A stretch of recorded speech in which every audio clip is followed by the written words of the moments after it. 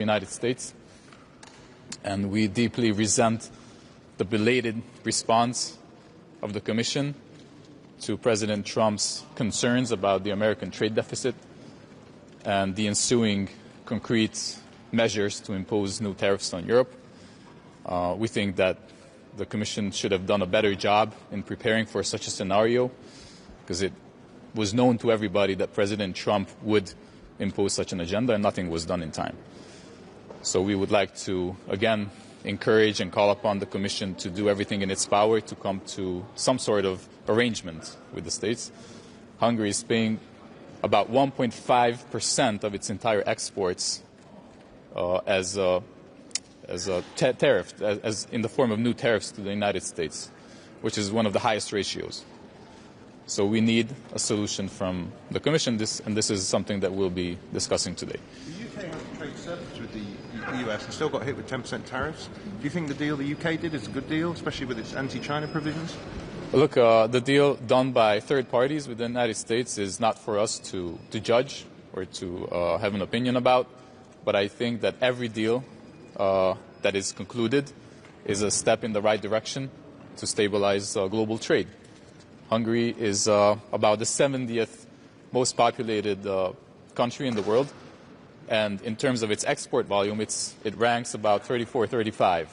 So we're an exporting country, we're an exporting economy. And any barriers, any obstacles, any tariffs in the global trade is a heavy burden on our economy. What would you have the Commission do, given that the UK had a trade surplus and still has 10% tariffs? How do you get rid of these tariffs? Look, Trump has been voicing his concern about the disequilibrium in the trade between the EU and America. And if negotiations had been opened or initiated by the Commission before the tariffs were imposed on Europe, I think some sort of a deal could have been reached. Now, regarding what happened with China, the fact that they came back from a 145% tariff to 35%, if something similar could be done with Europe, although not in the same measure, of course, then that would already be something that we would welcome and that would make our life much easier. Államtitkár úr, hogy látja a béketárgyalások esélyeit, különös tekintettel arra, hogy az orosz elnök végül nem megy el? Hát ugye nem tudjuk pontosan ki fog tárgyalni kivel és miről, de minden ilyen kezdeményezést mi nagyon előremutatónak tartunk. Úgy tűnik, hogy az oroszok egy technikai delegációt küldenek, az ukránok pedig politikusokat, ami hát felveti azt a kérdést, hogy egyáltalán lesz-e miről beszélniük, de reméljük, hogy valami kijön belőle. So she was asking about the peace talks in Turkey today. The Russians are sending a technical delegation, experts, let's say, and the Ukrainians are sending a high-level political delegation. So it remains to be seen what they can, do with each other. It reflects the different approach of the two countries. I think there's a risk that the Ukrainians today are not ready to enter into details, and it's more of a political show. But we will see. It is definitely our interest that some progress be made today. Is there another question in English about this meeting today? You're also talking about diversification of trade relations and deepening them. Your Austrian colleague will suggest to enjoy Canada and Israel to join the European Economic Area. Is this something worth considering? Absolutely. Absolutely. The more the better. Again, we're a trading economy, and the most of the trade that we do is with EU countries. It's within the market. So if that market is bigger, then it's all the better for us. So why not? We're open to any suggestions of this kind.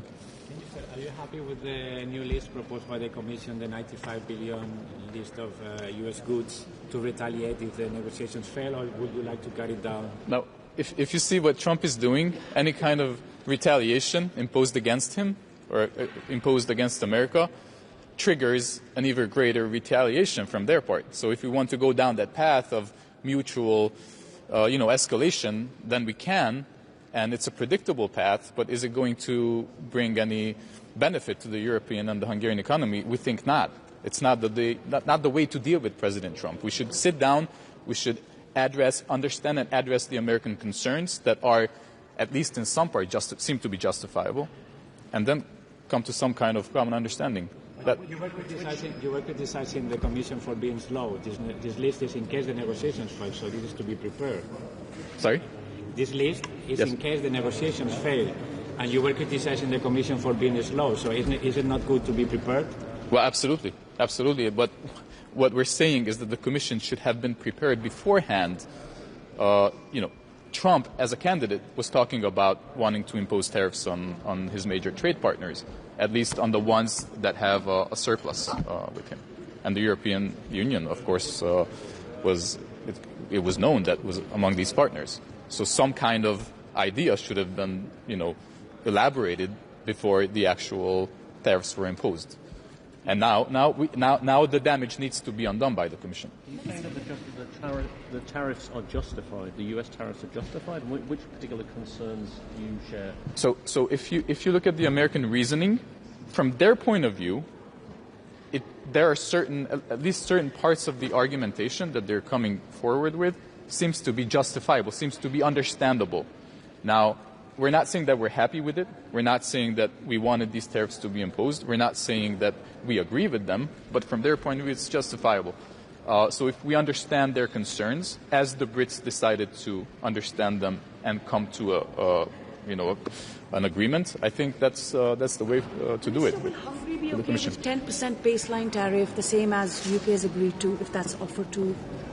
I think that would be a fair solution. I don't want to get into any numbers, but the 25% tariffs on the cars and the auto industry in general, and the electric battery industry is imposing almost 2 billion euros worth, value of tariffs on Hungary, which is almost unbearable. China, if that's what Mr. Trump Excuse me? wants? Are you willing to decouple from China if that's what Mr. Trump wants? Stop investing? No, definitely not. That's a red line for us because we're having excellent trade relations with China, and China has become one of the biggest investors in Hungary. Actually, there was a year, I think, last year or the year before, when China invested 45% of its investments to Europe in Hungary. So we're highly overrepresented, considering our population and the size of our economy. So Hungary is benefiting from these very intensive Chinese economic and trade relations. We're not willing to give that up. Do you mean that you would accept a 10% baseline? That's something that we would look at very carefully, because a 10% baseline is much more favorable than the 25% tax that we're paying, tariffs, that we're paying after the car industry, which is one of the pillars of our economy. Hungary produces one of the, it's one of the car manufacturing hubs of Europe, at least when we look at its share in per capita proportion. So it's hitting us very hard. Would Hungarians eat chlorinated chicken? Sorry? Would Hungarians eat chicken treated with chlorine? I don't think so. No. We're particular about our agricultural culture. Yep. Thank you very much. Have a nice day.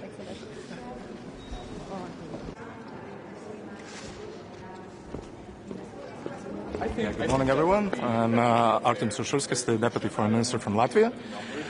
For today's agenda, of course, the most important part is our ongoing negotiations on trade with the U.S. We do need to continue on the pragmatic side, what we are on now. Currently, the situation is quite vulnerable since we are preparing also for Hague Summit and the possible peace negotiations in Ukraine, and it all comes together. And at this particular moment, we don't need any escalation in our trade relationship. So what we need to do is to find a positive agenda. And another thing, economic security. These discussions are also quite important for us, especially keeping in mind that we would like to see more effort on decoupling, on economic decoupling from Russia and Belarus, from the goods from there. So that's why we do support the tariffs, more tariffs on their goods, so we can become more dependent as European Union. Look at their history. The 10% baseline is much more favorable than the 25%.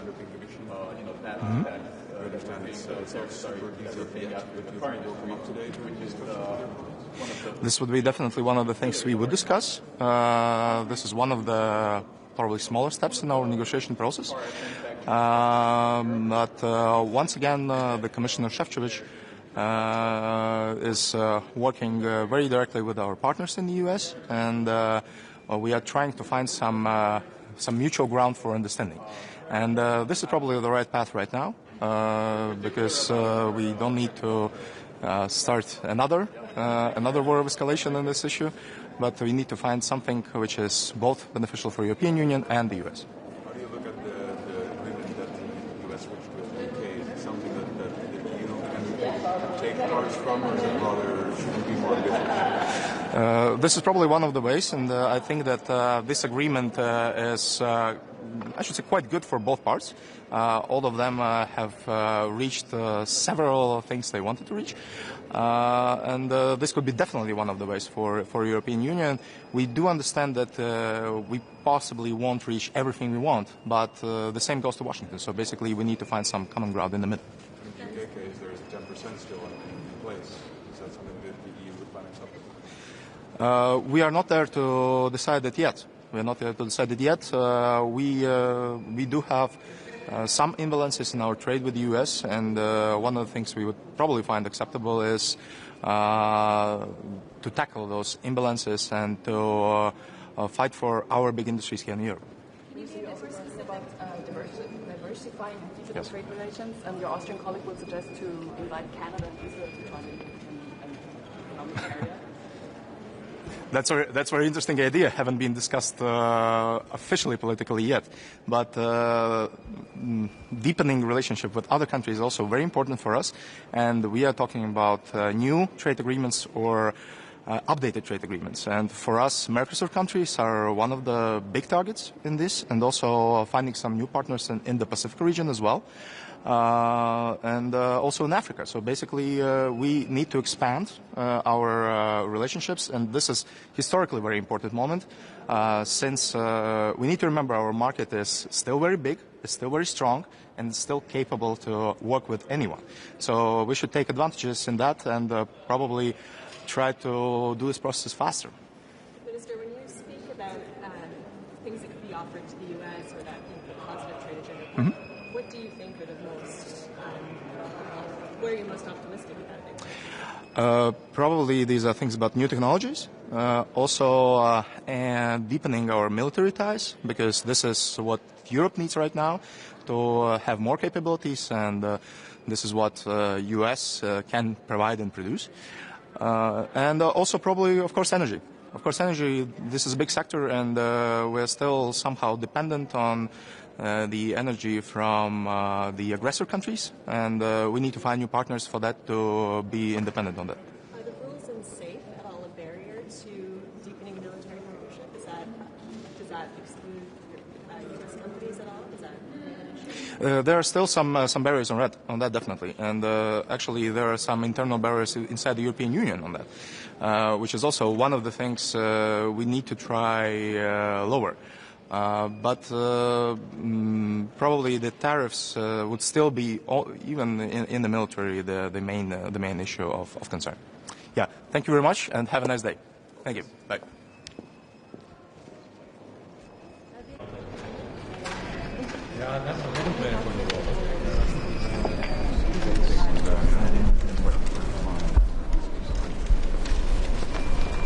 Guten Morgen, Frau Reiche. Willkommen in Brüssel. Dankeschön. Europa und die USA vereint mehr, als uns trennt. Die USA sind nicht nur für Europa, sondern auch für Deutschland der wichtigste Handelspartner. Waren im Wert von 253 Milliarden Euro haben wir im letzten Jahr ausgetauscht. Und deswegen ist es wichtig, dass wir den transatlantischen Handel, die transatlantischen Beziehungen auch in Zukunft stärken und diese ausbauen. Handelskonflikte sind schädlich. Sie bremsen den Warenaustausch, sie bremsen Wirtschaftswachstum, und am Ende kennen diese Konflikte auch keinen Sieger. Deswegen unterstützen wir die Europäische Kommission bei den Gesprächen, um diesen Handelskonflikt beizulegen. Wir unterstützen, dass die Tarife zunächst ausgesetzt sind und wir uns jetzt in Gesprächen befinden, zu einer vernünftigen Lösung für beide Seiten zu kommen. Wir sind froh, dass wir mit der Kommission Ursula von der Leyen und Maroš Šefčovič gute Partner an der Seite haben und werden einen wichtigen deutschen Beitrag leisten, zu einem guten Verhältnis mit den USA zu kommen. sprechen vom guten Verhältnis mit den USA, aber muss man nicht langsam auch in der EU akzeptieren, das sind einfach nicht mehr die Partner von früher, das sind heute Gegner. Stecken Sie den Kopf in den Sand oder akzeptieren Sie irgendwann, dass das tatsächlich auch Leute sind, die gar nicht mehr transatlantisch denken? Worte wie Gegner würde ich nie in den Mund nehmen, weil die Amerikaner, die USA unser Partner bleiben. Deswegen ist es das oberste Ziel, den Tarifstreit beizulegen. Die Europäer, die Europäische Kommission hat ja die Gegenmaßnahmen sehr deutlich auf den Tisch gelegt. Und es ist klar, dass wir aus einer Position der Stärke verhandeln werden. Das werden wir auch tun. Wir verhandeln aus einer Position einer wirtschaftlichen Stärke, einer ökonomischen Machtposition, die aber sorgsam eingesetzt werden muss. Noch einmal, wir müssen verhandeln, wir müssen zu einer Lösung kommen, bei einer Eskalation keine Gewinner kennt. Frau Reich, Lieferkettengesetz, würden Sie Ihren Bundeskanzler unterstützen und auch fordern, dass das europäische Lieferkettengesetz abgeschafft werden soll? Der Koalitionsvertrag macht dazu eine sehr deutliche Aussage. Erstens, wir brauchen weniger Bürokratie auf der europäischen und auch auf der deutschen Ebene, wenn es darum geht, europäische Vorgaben in nationales Recht umzusetzen. Der Koalitionsvertrag sagt, dass die deutsche Umsetzung des Lieferketten-Sorgfaltspflichtengesetzes in Bezug auf die Berichtspflichten deutlich korrigiert wird. Und an der Umsetzung dieses Koalitionsvertrages arbeiten wir. Unbenommen dessen, und das ist eine Position, die wir vertreten werden in allen Räten, muss auch die Europäische Kommission, müssen europäische Vorgaben so sein, dass die Wirtschaft nicht erstickt, sondern dass Vorgaben umsetzbar sind. Und Kommissionspräsidentin von der Leyen hat ja auch sehr klar gemacht, dass die Kommission es auch als ihre Aufgabe aussieht, die Mitgliedstaaten, Bürgerinnen und Bürger, Unternehmen mit weniger bürokratischen Pflichten zu belasten. Das ist dringend an der Zeit, dass wir hier umsteuern. Frau Ministerin, es geht heute auch um die Diversifizierung von Handelsbeziehungen oder Vertiefung. Ihr österreichischer Kollege will vorschlagen, Kanada und Israel einzuladen, dem europäischen Wirtschaftsraum beizutreten. Ist das eine Diskussion, die jetzt geführt werden sollte? Und mit Blick auf Israel, wo einige Länder fordern, Israel aus dem Assoziationsabkommen das zu beenden, jetzt die richtige Diskussion? Zum einen ist es wichtig, dass wir global Partnerschaften eingehen und entweder laufende Abkommen, die de facto ausverhandelt sind, umsetzen oder aber mit Handelspartnern neue Abkommen eingehen werden. Freier Welthandel, regelbasierter Welthandel ist etwas, wovon die Zukunft Europas und auch die von Deutschland abhängt. Wenn es um Israel geht, möchte ich an dieser Stelle ganz klar sagen, dass unsere Solidarität Israel gilt und dass Israel jedes Recht hat, sich zu verteidigen. Alles andere würde ich Sie bitten, den heutigen Diskussionen vorzubehalten. Vielen Dank. Madam, what's your view on the... Wir müssen... Thank you. We have to go. I'm very sorry. Okay. So. Sorry.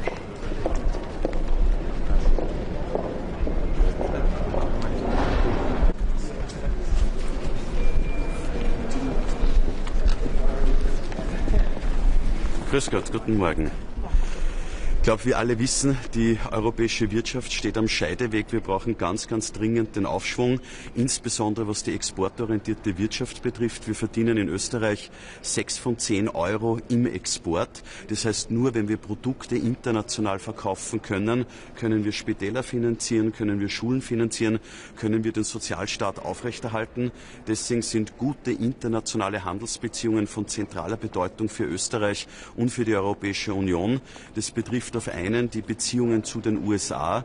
Ich bekenne mich dazu, dass es gute transatlantische Beziehungen gibt. Ich bekenne mich dazu, dass wir am Verhandlungsweg alles unternehmen, um den Zollstreit auch abzuwenden. Wir können aber durchaus weiterhin selbstbewusst auftreten, weil wir sehen schon, dass durch das entschiedene Handeln der Europäischen Union und der Mitgliedstaaten, durch die Reaktionen an den Börsen und bei den Freunden von Donald Trump, er bereit ist einzulenken, er ja erste Verhandlungsangebote auch an andere Länder bereits gemacht hat, und diese Chance sollten wir auch nutzen. Wobei ich auch offen dazu sage, die Beispiele, die jetzt vorliegen mit Großbritannien, mit China, sind kein Vorbild für die Europäische Union, weil es sind keine fairen Ergebnisse, es sind alles Ergebnisse ausschließlich zugunsten der USA und das haben wir als Europäer nicht notwendig. Wir sind der größte Binnenmarkt, wir sind ein starker Binnenmarkt und mit uns kann es nur Verhandlungen auf Augenhöhe auch geben. Und was wir gar nicht brauchen können, sind irgendwelche PR-Gags, die quasi jetzt veranstaltet werden. Wir wollen solide, ernsthafte Verhandlungen auf Augenhöhe. Das bedeutet für mich, dass wir den Vereinigten Staaten ein klares Angebot machen, welche Produkte wir auch bereit sind, von ihnen abzukaufen und auf der anderen Seite aber nochmals nachschärfen bei den Gegenmaßnahmen, dass wir das Gegenmaßnahmenpaket vervierfachen auf fast 100 Milliarden Euro, um unmissverständlich und klar zu machen, wir sind ein fairer Verhandlungspartner, wir sind aber auch ein starker, ein selbstbewusster Partner. Was für mich gar nicht geht, ist, dass wir irgendwo nachgeben im Bereich der Regulatorik, was den Digitalbereich betrifft. Ganz im Gegenteil, wir müssen wieder die Souveränität zurückgewinnen, was digitale Handelsmärkte betrifft. Wir müssen die Souveränität wieder zurückgewinnen, was Social-Media-Plattformen betrifft. Es kann nicht sein, dass digitale Handelsmärkte kontrolliert werden von den USA oder quasi unter chinesischer Eigentümerschaft stehen. Und es kann nicht sein, dass so souveräne Dinge wie digitale Diskussionsplattformen, der digitale Stammtisch, Social Media ebenfalls abseits der Kontrolle von Europa stattfindet. Und auch das ist ein Punkt, wo wir eine klare Sprache brauchen. Und ich glaube, das kann man auch gut verquicken, auch mit den Verhandlungen mit den USA. Unabhängig davon, und ich habe das gestern in Berlin zum Ausdruck gebracht, brauchen wir eine neue europäische Handelsarchitektur. Wir müssen unsere Handelsbeziehungen diversifizieren. Wir müssen ein Klumpenrisiko verhindern, weil ich davon ausgehe, dass die USA unter dieser Administration weiterhin unberechenbar bleiben. Und mein Vorschlag ist, dass wir den EWR überdenken, dass wir einen neuen Binnenmarkt entwickeln, einen Binnenmarkt Plus, den Anspruch haben, einen globalen Binnenmarkt zu gestalten, eine Weiterentwicklung des EWR, der nicht an den Kontinentalgrenzen Europas endet, sondern bewusst Staaten mit aufnimmt, die like-minded sind und dass wir da über das Zollthema hinaus Vereinbarungen treffen, was Produkt- und Zertifizierungsstandards betrifft, was die Anerkennung von Ausbildungen und Abschlüssen betrifft, aber was auch das ganze Harmonisieren und Digitalisieren von Zollverfahren, Zertifizierungsverfahren betrifft. Wir haben da ja schon gute Beispiele, Kanada im Bereich Chemikalien und Maschinenbau oder Israel im Pharmabereich. Und das müsste der große Anspruch sein, den Binnenmarkt neu zu denken, den Binnenmarkt groß zu denken, einen Ort EWR Plus auch zu entwickeln. Und ich suche heute auch Gespräche mit anderen Mitgliedstaaten, um da eine Allianz zu bilden für die Neugestaltung des Binnenmarktes. Herr Minister, ich möchte da gleich einhaken. Was erwarten Sie denn von den anderen Mitgliedstaaten? Ich habe Ihren französischen Kollegen vorhin auf Ihren Vorschlag angesprochen und er meint, naja, wir verhandeln gerade Freihandelsabkommen, das ist jetzt nicht unbedingt die erste Priorität. Ich bekenne mich ganz klar zum Abschluss der Freihandelsabkommen, aber wir müssen jetzt einen Schritt weiter denken. Und es gibt Staaten, wie zum Beispiel der Kollege aus Schweden, der meine Ansicht teilt, mit dem werde ich mich heute auch gemeinsam auch noch deklarieren, der insbesondere den pazifischen Raum auch im Auge hat. Aber genau darum geht es jetzt. Man wird den EWR nicht von heute auf morgen neu denken können. Und es ist, glaube ich, jetzt der richtige Zeitpunkt, diesen Denkanstoß zu liefern. Die Handelsabkommen müssen wir alle abschließen. Wenn ich mir jetzt nur durchrechne, die Handelsabkommen, die in Verhandlung sind, dann wäre 50% des Außenhandels der EU durch ein Handelsabkommen abgedeckt. Und dann sollten wir schon nachdenken, ob wir innerhalb dieser Gruppe nicht zwei Geschwindigkeiten schaffen und einen Art globalen Binnenmarkt auch gestalten. Österreich braucht es, die Exportwirtschaft braucht es. Und wenn wir den Wohlstand halten wollen, geht das nur mit Außenhandel. Warum schlagen Sie da gerade Israel vor? Es gibt einige Staaten, die sogar vorschlagen, das Assoziierungsabkommen mit Israel auszusetzen wegen seines Vorgehens in Gaza. Die Linie der österreichischen Bundesregierung ist klar. Wir stehen auf der Seite von Israel, auch was wirtschaftliche Beziehungen und auch den Handel betrifft. Klar ist, dass die anderen Fragen davon getrennt zu betrachten sind. Das sind dann Fragen des Völkerrechts, das sind dann Fragen, die auf dieser Ebene auch erörtert werden müssen. Und ich habe Israel erwähnt ja als Beispiel, dass wir da über die Handelsabkommen hinaus schon eine Standardisierung im Pharmabereich haben. Oder wie wir in Kanada über die Handelsabkommen hinaus eine Standardisierung im Bereich von Chemie und Maschinenbau haben, als Beispiel, dass das die Grundlage wäre, auch für weitere Schritte. Sie haben die digitale Souveränität Europas angesprochen. Im deutschen Koalitionsvertrag steht, man möchte einen Deutschland-Stack aufbauen. Man denkt also an eine deutsche Cloud. Sollte die neue Regierung in Berlin auch mal ein bisschen europäischer denken, wenn es um digitale Souveränität geht? Ich halte das für eine Schlüsselfrage, nicht nur für unsere Souveränität, sondern auch für unsere Wettbewerbsfähigkeit. Ich erwarte mir, wenn die Kommission die Binnenmarktstrategie vorlegt, dass es auch ein starkes Kapitel gibt im Bereich digitaler Binnenmarkt. Es kann doch nicht sein, dass digitale Handelsplätze wie Amazon von Amerika kontrolliert werden oder Temu und Shein über China kontrolliert werden. Es kann doch nicht sein, dass Social-Media-Plattformen, die nachhaltig Gesellschaft und Politik beeinflussen, außerhalb der Kontrolle von Europa sind. Und das muss das ureigenste Interesse sein, dass wir in diesen Fragen die Souveränität wieder zurückgewinnen. Erlauben Sie noch Ausweitung des EBR. Wäre es auch denkbar, dass Handelsabkommen, die eben schon seit Jahren in Verhandlung sind in Asien, Mercosur, dass die vielleicht ausgeweitet werden, dass man die auch noch vertieft und ausweitet? Ich bitte um Verständnis, dass bei so einer weitreichenden Forderung wie dieser der Weiterentwicklung des EWRs man nicht von heute auf morgen das Ergebnis hat. Das Ergebnis kann man nur gemeinsam entwickeln mit den Mitgliedstaaten. Ich habe ein Ziel vorgegeben, dass ich glaube, wir brauchen einen Binnenmarkt, der nicht an den europäischen Grenzen endet. Ich glaube, es gibt eine gute Grundlage bereits mit einzelnen Staaten, aber genau darum geht es jetzt, dass wir eine Art Non-Paper entwickeln, wo wir dann auch immer gewisse Leitpunkte und Eckpunkte auch festmachen. Die Hauptbotschaft ist, wir müssen uns handelspolitisch diversifizieren, wir müssen ein Klumpenrisiko in diesem Bereich vermeiden. Bis wann erwarten Sie das Non-Paper? Bis wann erwarten Sie, dass da wirklich ein Papier auf dem Tisch liegt? Diese Diskussion werden wir jetzt starten. Erlauben Sie noch eine Frage zu den Auswirkungen der US-Politik auf Unternehmen, ganz konkret jetzt, was Gleichstellungspolitik angeht. SAP hat jetzt angekündigt, die Frauenquote zu streichen. Die waren bis jetzt Vorreiter bei der Diversitätspolitik. Muss Europa da fürchten, dass Gleichstellungsziele aufgeweicht werden, weil man fürchtet, Regierungsaufträge in den USA zu haben? Europa muss sich vor niemandem fürchten, weder vor Donald Trump noch von sonst jemand. Wir sind der größte Binnenmarkt, wir können selbstbewusst auftreten, aber es ist klar, wenn es Verhandlungen gibt, wenn es anstehende Verhandlungen gibt, da gehört das Säbelrasseln dazu. Entscheidend ist das Ergebnis. Das heißt, Sie sehen das Aufweichen der Frauenquote als Säbelrasseln? Es werden Positionen bezogen, jetzt werden unterschiedliche Positionen auch eingenommen. Ich glaube, wir können selbstbewusst auftreten, was unsere Grundlage und unser Verständnis von Wirtschaftspolitik ist. Das ist ein breiteres als nur Handelspolitik. Das hat Europa in der Geschichte auch immer stark gemacht und ich sehe keinen Grund, unsere Positionen zu verändern. Ist auf dieser Liste der Kommission präsentiert hat von ziemlich 100 Milliarden. Gibt es etwas drauf, was Österreich lieber nicht drauf hat?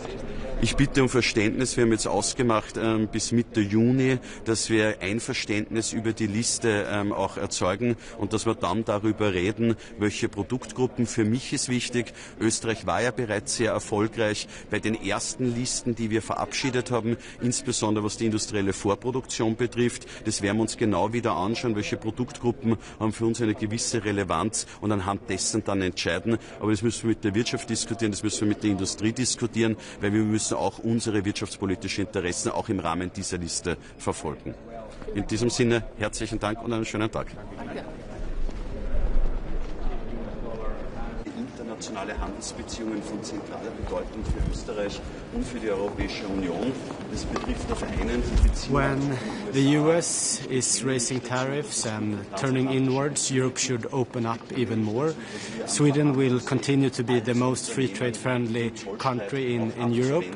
We will put forward an initiative together with Austria to collaborate even more or to even join the CPTPP in order to increase trade with our Asian friends. I recently came from Vietnam and Japan, and a lot of the world's growth right now is happening specifically in Asia. So we can do a lot more together with the CPTPP.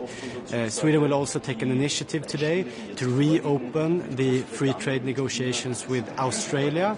As we all know, the negotiations fell short 2 years ago, and after the elections in Australia for 2 weeks ago, we think there's a good opportunity to reopen the negotiation with Australia. Thank you.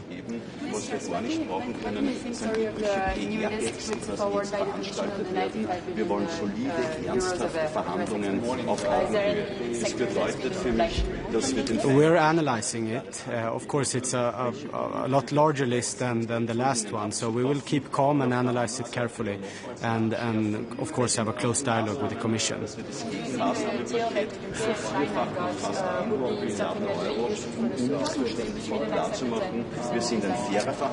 If Europe takes if the UK-US deal is what Europe gets, then the US can expect countermeasures from our side. We will not be happy with that kind of deal. It's not a free trade deal. I wouldn't barely call it a trade deal at all. It's the baseline is still there. There are some extents for some companies. I think the way to make deals in that way. I'm a free market man, and I like free markets, and it shouldn't be lobbyists in Washington that gets the exempts. It should be as broad lower tariffs as possible. Excuse me? Auch mit den Verhandlungen mit den USA. Unabhängig davon, und ich habe das gestern in Berlin zum Ausdruck gebracht. Our relationship with China should stand on its own legs. So we should have a close dialogue with China as well. Of course, China, they have to decide themselves right now what path to walk on. Of course, I've told the Minister of Trade in China as well that they're talking a lot of the WTO rules, but they have to follow it as well. We're all for competition here in Europe, but it has to be a competition on a level playing field. Are you more optimistic after the UK-China when it comes to the negotiation with the US? It's very, very small steps forward, but it's not a free trade deal. I'm not even sure if I would call it a trade deal, because the baseline tariffs are still there, and it's far away. If you look at the years before Trump, it's far away from good for trade. So if that's what's waiting Europe, then the US can expect countermeasures from our side. Ja, hej. Vad sa jag? Jag sa att regeringen på det här mötet kommer att lägga fram ett initiativ att återuppta frihandelsförhandlingarna med Australien. De gick ju i sank för 2 år sedan. Nu har Australien haft val för 2 veckor sedan, och det är ett bra läge att nu återuppta förhandlingarna. Det är i princip ett färdigförhandlat avtal, så att det borde bara vara för parterna att signera, implementera det, och så kan vi ha ett mycket stort frihandelsavtal på plats redan under året. Så fick jag också frågor om Storbritannien och den amerikanska och Storbritanniens deal, och om det är vad som väntar Europa, så kan USA förvänta sig att vi kommer gå fram med motåtgärder, för att det är långt ifrån ett frihandelsavtal. Jag är inte ens säker på att jag skulle kalla det ett handelsavtal överhuvudtaget, utan bastullarna ligger fortfarande kvar. Det finns enskilda undantag för sektorer och för företag, men det är långt ifrån hur världen och hur handeln såg ut innan Trump. Så att det är inte någonting som vi kommer att acceptera. Och det är ju myrsteg i rätt riktning i form av att det ändå är någon form av avtal, både med Kina och med Storbritannien. Men Europa har man inte alls kommit lika långt fram, så att de kommande veckorna tror jag inte man kan förvänta sig någon form av avtal mellan EU och USA, tyvärr. Det har gått redan drygt en tredjedel av den här 90-dagars pausen. Är du orolig för att det inte blir något? Det har inte hänt så mycket heller. Jag tror att den pausen mycket väl kan komma att förlängas. Men det vi har sett de senaste dagarna är väl återigen att det sker myrsteg i den riktningen. Men EU och USA har i dagsläget inte skarpa förhandlingar i form av att man faktiskt går igenom varukategori efter varukategori och sätter sig ner. Och det är därför vi också nu går fram med ytterligare ett motåtgärdspaket på 95 miljarder euro, just för att försöka sätta press på den amerikanska administrationen, sätta press på USAs ekonomi för att de sätter sig ner och har seriösa förhandlingar med oss. Vi har inte eskalerat situationen. Vi har skjutit på våra motåtgärder. Vår dörr till förhandlingar har varit öppen hela tiden. Men från USAs sida så har intresset hittills varit mycket, mycket begränsat. Ser du bland motåtgärderna som lagts fram någon risk för att svenska intressen skadas? Har ni gått igenom det noga? Det är exakt det vi håller på att analysera just nu. Och det är klart att den listan som nu ligger på bordet är mycket, mycket högre än den 25 miljarder euro-listan som presenterades för ett par månader sedan. Så vi kommer analysera det mycket noggrant just för att säkerställa svenska jobb och svensk ekonomi. För att vi vill inte skjuta oss själva i foten nu. Vi vill ju sätta press på USA. Vi vill inte att det här skadar Europas och Sveriges konkurrenskraft. Så det blir en avvägning mellan att en del saker som kanske smärtar lite EU-länderna mot att ha effektiva motåtgärder, eller hur ska man ta bort allt som skadar EU? Men om man ska vara helt ärlig, alltså en tull är ju en skatt som både påverkar det exporterande bolaget och de inhemska konsumenterna. Så vilken produkt vi än lägger fram som motåtgärd så kommer det på något sätt antingen begränsa valfriheten eller höja priserna här i Europa. Men det handlar om att göra det på ett sätt där vi gör så liten skada som möjligt på oss själva och så mycket skada som möjligt för den amerikanska ekonomin, just för att sätta press på administrationen att sätta sig ner och ha seriösa förhandlingar med oss. Det brittiska avtalet, följer det WTO-reglerna verkligen? Det kommer nog vara år av den typen av samtal huruvida, men man kan ju konstatera att mycket av det som kommer från USA följer definitivt inte WTO-reglerna. Det tror jag är särskilt viktigt nu att Europa fortsätter att hålla sig till WTO-regelverket just för att alla andra ska göra det.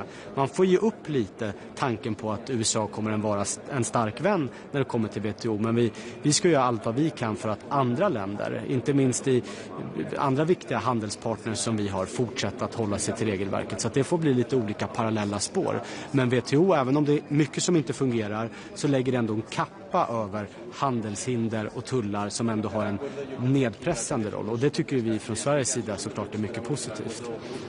Får ju 10% som en sorts mininivå. Kan man förvänta sig kanske att andra handelspartners som har handelsöverskott med USA också får? Det betyder det då att det blir kvar några, hur man än förhandlar så blir det kvar EU-tullar mot USA, eller hur tänker du nu? Ja, nej, men alltså, det är kanske för många spekulationer, men alltså, om Storbritannien får kanske det är en sorts basingång för andra avtal också, och det betyder också att den stora skillnaden är att Europa och EU är en mycket, mycket större ekonomi. Så att det är mycket viktigare för USAs företag att få tillgång till den europeiska marknaden än för den brittiska marknaden. Så att vi har ju några av de största musklerna i hela världen just nu. Så att jag tror inte man ska ta det brittiska avtalet som ett kvitto på att det är exakt så det europeiska avtalet kan komma att se ut. Men det är ingen överdrivet positiv signal vad som väntar oss andra. Det skulle jag inte säga. Diversifiering då, vad är de största möjligheterna? Du nämnde Australien, andra länder som kan ge mycket och inom räckhåll. Jag kan börja med att säga så här, politiskt, bara det när jag jämför med mina första FAC-handelmöten för 6-7 månader sedan, så har det skett ett enormt skifte. När man åkte till Bryssel då och sa att vi borde få fram snabbare frihandelsavtal med flera olika länder, då var det typ vi, Finland, kanske något av baltländerna som sa samma sak. När man åker hit nu, då kanske 1, 2, 3 länder som inte säger det. Alla andra har anslutit sig till vår frihandelsvänliga position. Så att där ser jag ett tydligt ljus i tunneln. Och intresset för Europa som marknad har också ökat hos andra länder. Där man känner att om vi signerar och implementerar ett frihandelsavtal, då kommer inte vi 3 månader senare höja tullarna med 20%. Så det är mycket positivt. Och det finns ju flera, både regioner och länder, som ligger relativt nära att faktiskt gå för landning nu. Mercosur, det har jag tjatat om många gånger tidigare, stora delar av Sydamerika. Vi har Indien. Indonesien går det väldigt bra framåt också, Mexiko. Jag tror att Australien, som jag nämnde tidigare, det är därför just vi tar det initiativet också. För att det är ett i princip färdigförhandlat avtal som skulle kunna vara implementerat och klart redan under året. Så att det är klart att USA är fortsatt en mycket viktig marknad för svensk del, men då kan vi göra vad vi kan i alla fall för att öppna nya handelsrutter för svenska företag. Alltså man kan kanske minska ner på EUs krav i de här handelsavtalen, kanske på klimat, miljö, mänskliga rättigheter vet jag inte, men arbetsmiljö och sådana saker. Är det en framkomlig väg? Bör EU gå åt det hållet för att få till avtal? Ja, regeringen har sökt stöd för exakt den positionen i riksdagen, vilket vi också fick, så att det är nu den svenska regeringens position att vi öppnar upp även för det som kallas för rena avtal. Det betyder inte att avtalen inte ska innehålla delar om djurhållning och annat som är viktigt för oss. Jag menar, handel bygger på att man följer de regler som finns på den europeiska marknaden. Men vi vill se ökad flexibilitet för kommissionen. Det här är ju tusentals sidor. Mercosur har tagit över 25 år att förhandla fram. Det är tid vi inte har idag. En annan som praktisk fråga är att det kan ta 1 till 2 år från att avtalet är genomröstat, är på väg att implementeras, till att bara översätta det till alla EU-språk. Där Sverige nu tar initiativ och driver att låt oss då det avtalet som finns på engelska, låt det börja gälla på en gång. Och sen kan man då parallellt översätta till alla språk. Det viktigaste nu är att vi får fram nya frihandelsavtal och att de börjar gälla så fort som bara möjligt. För att företag ska tycka att det blir orättvis konkurrens då om de får tillverkare utanför EU får mycket enklare miljöregler och så vidare. Nej, alla svenska företag jag pratar med är ju väldigt positiva till frihandel, för det öppnar också upp nya marknader för dem i andra länder. Och svenska globala företag som exporterar idag har ju värdekedjor som spänner över många olika länder. En lastbil som tillverkas i Sverige kan ju ha komponenter från 30, 40, 50 olika länder. Det är klart att om man kan köpa in dem billigare så gör ju det svenska företaget också mer konkurrenskraftigt. Minister, a question in English, if I may. Your Austrian colleague just told me that you're going to talk today about broadening of the European Economic Area. He's suggesting, for example, to invite Canada and Israel to a broader project of the European Economic Area. Are you in favor of that? Is this the right discussion at the moment? Yes, we just talked about it a few minutes ago. We have the exact same position when it comes to CPTPP. CPTPP is a free trade area. It's 15% of the world economy, and of course Europe, together with Europe, we're roughly, we're roughly 1/3 of the global economy. So I think we should explore new routes in order to get new free trade agreements and even to negotiate with entire blocks. We did it with Mercosur. Of course, it took 25 years. We have to move a lot faster than that, but the CPTPP is one of the areas. And I just came from Asia, visiting both Vietnam and Japan, and a lot of the growth happening right now is in the Pacific area and especially in Asia. So we would gladly support an Austrian initiative when it comes to the CPTPP. Thank you. Ja, absolut. Tack.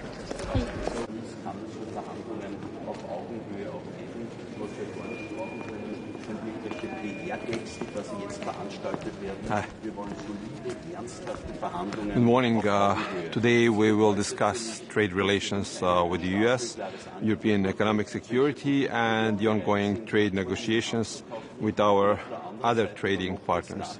On the U.S., we support the European Commission on finding the appropriate solution with our U.S. partners.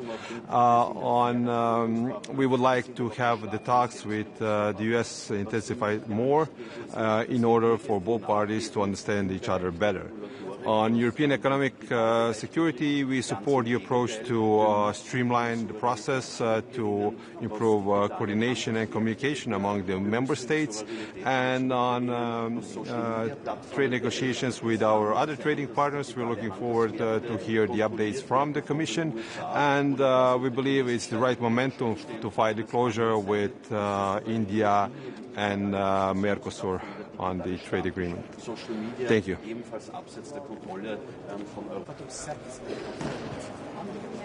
Muy buenos días. Miren, vamos directamente a las preguntas, si quieren. Ya estoy, cuando queráis. Ministro, ¿es más optimista sobre las negociaciones con Estados Unidos tras esos acuerdos que se han alcanzado con el Reino Unido o China, o esos acuerdos son muy pequeños, muy preliminares? Bueno, yo creo que se van dando pasos, efectivamente, y son pasos positivos en cuanto no solo a esos acuerdos o preacuerdos, tanto con Reino Unido como con China, sino que además en el marco de las negociaciones que se están llevando a cabo entre Estados Unidos y la Unión Europea, con la Comisión liderando la voz de los 27 Estados miembros, también van avanzando poco a poco, pero estamos dentro de este marco de 90 días que nos hemos dado. Ya estamos llegando a ese paso que comentábamos el martes, que es muy importante, de empezar a delimitar los principales elementos de discusión, de negociación, y por lo tanto, en general, yo creo que en estas últimas semanas estamos teniendo buenas noticias, dando pasos hacia adelante. ¿Qué opina de la cláusula anti-China que se ha incluido en el acuerdo Estados Unidos-Reino Unido? ¿Sería aceptable para España que la Unión Europea hiciese algún tipo de concesión en sus relaciones con China para bajar los aranceles con Estados Unidos? Bueno, no hemos visto el detalle del acuerdo entre Estados Unidos y Reino Unido. En cualquier caso, yo creo que ya hemos sido muy claros con respecto a lo que tiene que hacer la Unión Europea como gran socio o como gran, diríamos, bloque comercial y bloque económico a nivel internacional, y es mantener una actuación y una actitud frente a los grandes poderes económicos de igual a igual, por supuesto teniendo en cuenta que pueden ser, como es el caso de China, un rival, puede ser un competidor en muchos aspectos, pero que también puede ser un socio estratégico en otros, con intereses que tenemos conjuntos, comunes. Para nosotros el acceso, por ejemplo, a un enorme mercado como es el mercado chino, o la atracción de inversiones que puedan suponer el cierre de la brecha tecnológica en algunos sectores clave. Creo que hay que ir con una mente abierta, con una agenda muy clara de seguridad económica que proteja los intereses de la Unión, pero sentarnos como gran bloque comercial a todas las mesas de negociación. ¿La Unión Europea estaría satisfecha con un acuerdo como el que ha logrado Reino Unido o espera algo más ventajoso? Bueno, cada acuerdo yo creo que aquí va a tener sus propias características. Nosotros lo que esperamos es un acuerdo justo y equilibrado, y para eso es importante, y tenemos hoy una reunión de ministros de Comercio, que se siga manteniendo esa unidad de acción en torno a la actuación del comisario, de la Comisión Europea, como negociador por parte de los Estados miembros. Yo creo que esto es lo que nos va a dar la posibilidad de tener esa voz suficientemente grande, suficientemente potente en esta mesa de negociación como para conseguir un acuerdo justo. Eso es lo importante. Cada acuerdo tiene sus características, tiene elementos sectoriales específicos, distintos. Desde la Unión Europea tenemos claro cómo lo queremos enfocar y seguimos avanzando, dando pasos en la buena dirección, y esperemos que en los próximos días, próximas semanas, sigamos también en esta buena línea. ¿Qué les parece, ministro?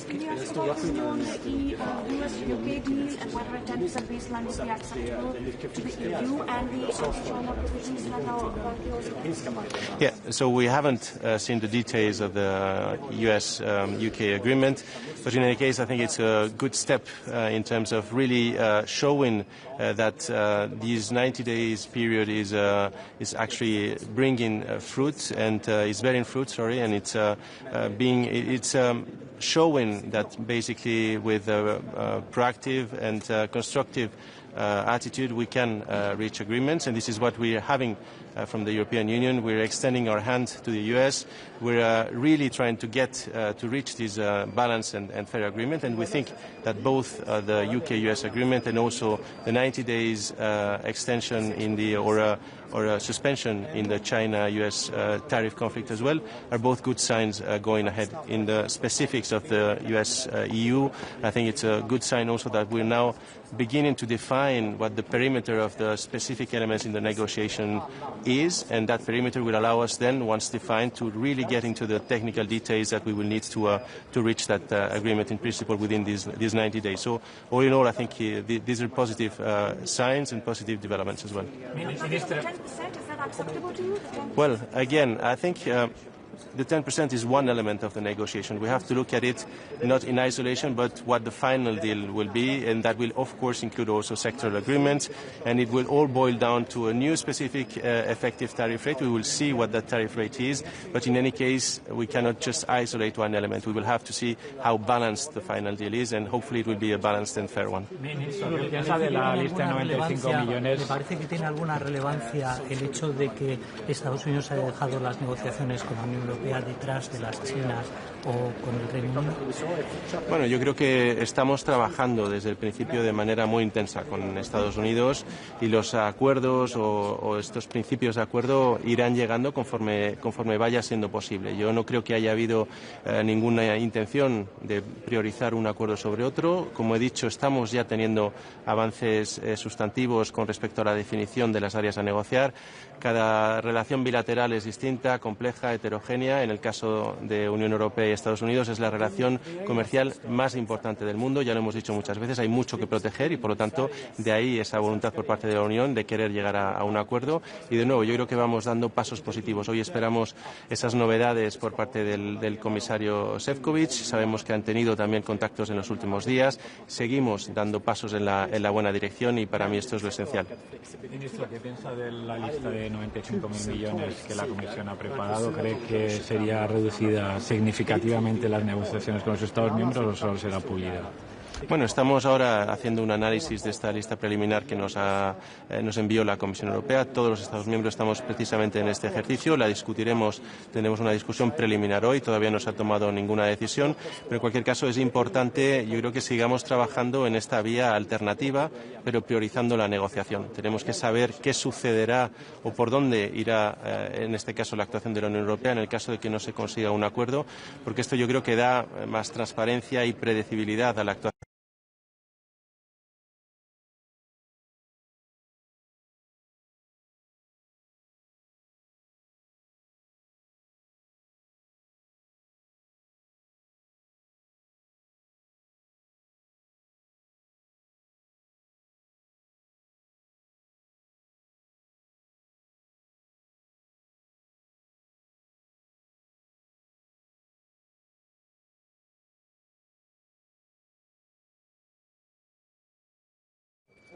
The anti-China position of the UK-US trade deal, does that worry EU at all? Could the EU do a similar deal? Well, again, we haven't seen the details of the UK-US deal, and in any case, as we've been saying for the past years, the EU needs to be an important actor, a relevant actor at the international level. We need to be one of the big economic powers sitting at the negotiating table, and that means, of course, engaging in negotiations and in deals with all relevant actors, including the US as our first trading partner, but also including China and others. That's the agenda going forward, and I think that's where the EU is, and I think that's also what Spain is backing as one of the big Euro area countries, big EU countries, and that's the way ahead. Actually, a few weeks ago, when President Sanchez was in China, one of his main arguments was that China and the US need to sit and talk, and I think this is actually what's going on, and that's also good news for everyone. But Commissioner Šefčovič talked about addressing Chinese air capacity in collaboration with the US. Well, that's one of the key elements that, for example, we're dealing with in the steel sector, where we have actually even reduced our safeguard clause in order to be able to deal with that excess capacity. So there is a way forward in terms of dealing also at the sector level with specific concerns due to excess capacity, oversupply worldwide. Sometimes it might be China, the main factor driving this excess capacity. Sometimes it might be other countries. There is a clear element here where there is an element for negotiation and a scope for an agreement also with the US. Muy bien. Muchas gracias. Gracias, chicos. Todo bien. Was Produkt- und Zertifizierungsstandards betrifft, was die Anerkennung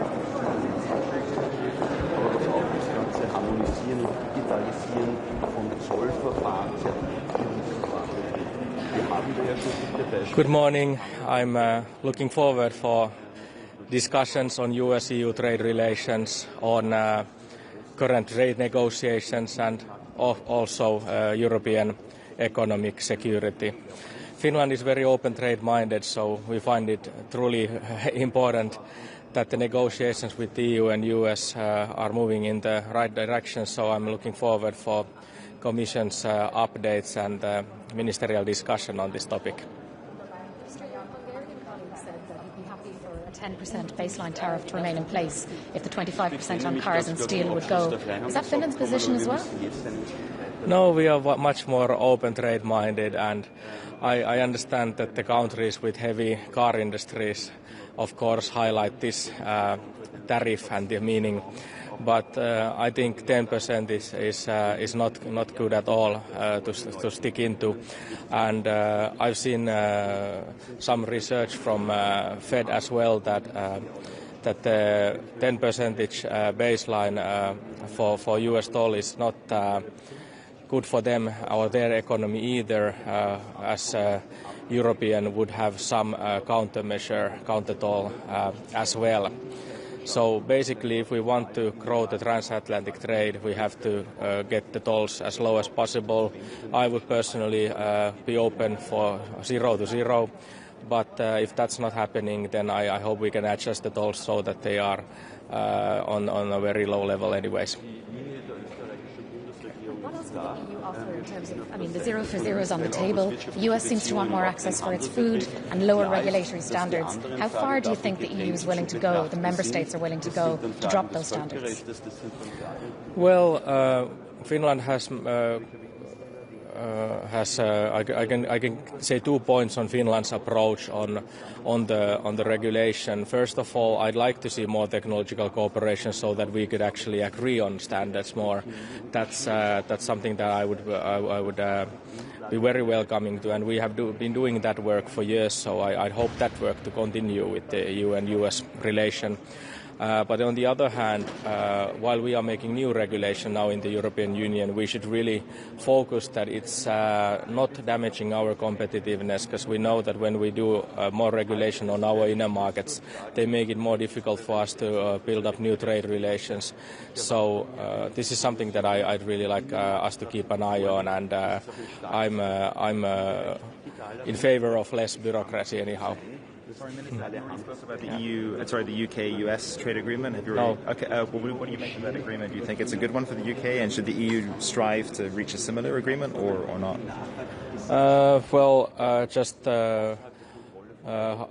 How I see it, it's not an optimal agreement for UK in any means, but I understand that they have this is their way of trying to move forward with maybe negotiating a better stance in the future. So, situations are moving so fast now, and as the agreements are ongoing all the time, I don't know if we can really kind of look too much to anyone else. We have to focus on our relationship with the United States, and I think we have more reasons than anyone actually to make a good agreements, as we have the biggest trade relation with the US-EU in the world, and also the investment relationship is the biggest. Would it be acceptable to the EU to have something similar, basically involving, for example, a 10% baseline tariff? No, that's not what I would be hoping for. Finland is very open trade minded, and you have to keep in mind that actually the 10% tariff wouldn't be beneficial for U.S. economy either, as European Union would have some counter measure or have a tariff also. I don't think we can live in a situation where the other ones would just build up more tariffs and try to benefit their own industries, and we would do nothing. That's not our line. I think we want to negotiate an open trade agreement as possible, or open trade. But if it's not possible, then we have to have a very equal level of tariffs. You would support retaliation if it was a 10% baseline that the EU seemed to be left with? Yeah, I don't think we should kind of. I think I actually just got a research from Fed. I think it was from Dallas, but research on these tariff baselines that actually even 10% is not useful for U.S. economy if there is a EU rise in the tariffs as well.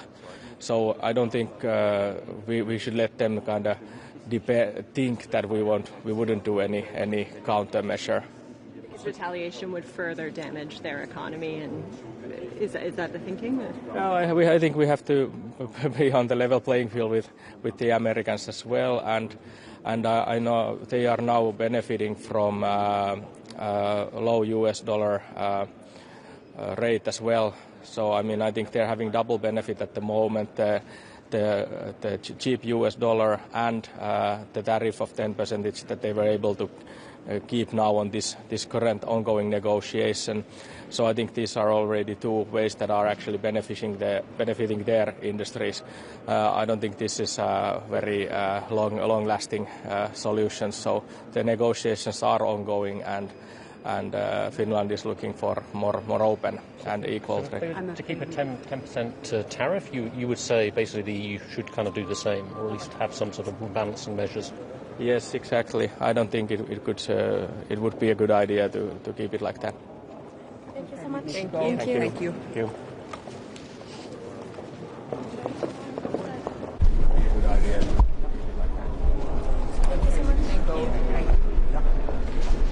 How are we? Good morning. Good morning. Morning, sir. We'll just say a few words and then take some questions. Well, I'm very pleased to be here today in Brussels for a meeting with trade counterparts from across the European Union. I think it's an important opportunity to take stock. Obviously, an awful lot has happened since the last Trade Council met only in Luxembourg. It's now 37 days into the 90-day pause that has been put in place in relation to the higher rate of tariffs. And the reason I mention that is we're nearly at the halfway point of the pause, and therefore there isn't a moment to lose in terms of getting into substantive engagement between the EU and the US. I think the EU have shown real form in relation to this, in constructively engaging with the United States, in Maroš Šefčovič staying in very close contact with his counterparts in Washington. But now I believe is the time for formal engagement and negotiation to begin. And I really hope today we have an opportunity to get the latest thinking of the Commission in relation to that, and also have an exchange of ideas as Member States. I look forward later today to having a bilateral with the Trade Commissioner. It'll be an important opportunity for me to update him on my latest conversations with the pharma industry. I hosted a roundtable meeting yesterday in government buildings with the pharma sector, a very important sector not just to the Irish economy but also to the European economy. And I very much appreciate that position is now recognised across the European Union. There's around 10 member states that have significant pharma presence, and it's really important that in our negotiations with the EU and the US that this is included. And I think it would be extraordinarily bad faith if the US was to take any actions against a sector whilst the EU and the US are in a process of engagement. So I would today repeat my call that there should be no further escalatory actions by the US when we're trying to actually engage and find a way forward that is good for the EU economy, good for the Irish economy, and good for the US economy as well. On that 95 billion retaliatory list the EU's prepping, what sectors are you going to be talking to Maroš Šefčovič about that are sensitivity to Ireland? Are you trying to get bourbon off the list? Are you trying to get medical devices off the list? So I think every country, when they look at that list, will see certain elements on the list that would have a particular impact. And I think from an Irish perspective, and I must say we're still analysing the list, this is a list that has nearly 5,000 items on it in terms of tariff lines. It runs to about 200 pages. So we're still analysing this across government, across our state agencies. But my initial sense is that things around agri-food, around medtech, and potentially around aviation are particular causes of concern and impact for Ireland. But I do want to say this too, because I often think this countermeasure list is misrepresented or misunderstood. The EU and Ireland want to be in a position to tear up this list. We don't ever want to see this list implemented, but we obviously have to be prepared if we can't get to a place where there isn't an agreement. But the European Union, we're very united in this. European unity is so strong in relation to this. We want to see a deal. We want to see a deal that is good. We want to see a deal that's much more ambitious than some of the deals we've seen so far. I mean, 10% can't become the new norm. I mean, certainly it can if that's what the US wish. It's not the scale of the EU ambition. We want 0 for 0 tariffs. We want free trade. We want to break down trade barriers. And it's in that vein and with that scale of ambition that Ireland approaches today's meeting, and I know that the European Union approaches its engagement with the US. But the US appears to want more than 0 for 0 on industrial goods. They're talking about access for their food. They're talking about lower regulatory barriers. How far is Ireland and your fellow ministers prepared to go to give the US what it wants? Are you going to lower standards, food standards, tech? No, so I mean, standards really matter. I mean, there's always room for discussion around alignment and a greater understanding and a greater amount of alignment between two great trading blocs, the United States and the European Union. And we'd be foolish to negotiate in public in relation to this. But 37 days into a 90-day pause, we do need to get beyond kind of intermittent contact into really substantive, serious engagement. And I hope now that you've seen the US and China step back from the brink in terms of a 90-day pause. You've seen some element of an agreement between the US and the UK. I really hope that bandwidth can now be applied from a US point of view to engaging in a substantive and meaningful way with the European Union. If they're willing to do that, and I believe from my meeting with Commerce Secretary Lutnick, I believe they are, if they're willing to do that, they will find a European Union that's willing to talk about everything. That doesn't mean we'll agree on everything, but willing to talk about everything, because that's the mature, responsible way to behave. But I do need to reiterate, what we can't see during this period is further action by the US administration. They certainly haven't seen it by the EU. That is escalatory in terms of new hits to the European economy, including the pharma sector. What would it mean if they were to escalate it? What could or would the EU do? Well, I think it would just create a bad environment. I mean, I think it would be acting in bad faith. And I think if you want a negotiation to succeed, it's always important to try to de-escalate. In fairness to President Trump, 37 days ago, he put in place the 90-day pause. We in Ireland, we in Europe welcomed that. That was a de-escalatory measure. We need to keep the environment de-escalatory. We've been very conscious of that in relation to Europe. We've only been announcing potential measures that might be considered should a deal not be reached. And I just think it would certainly make the backdrop for agreement much harder. So it would be counterproductive. You said the 10% baseline tariff was not acceptable. If it were put in place and couldn't be removed, would it be appropriate for the EU to have corresponding rebalancing measures? We'll decide that if and when we get to that point, and I don't want to accept that as the reality, or I don't want to lower the scale of our ambition, because we're very clear, and I think Maroš Šefčovič has done excellent work here in outlining a unified European position, which is in many areas 0 for 0. I find it somewhat concerning that when you do see deals that the US have cut in relation to trade, those deals might make a country better off in terms of their trading relationship with the US than they were 2 weeks ago, but objectively worse off than they were 3 or 4 months ago. So it's all about when you start the point of comparison, isn't it? But I mean, we want to get to a point where there is a better, stronger trading relationship with the United States and the European Union, not just something that's better than 37 days ago.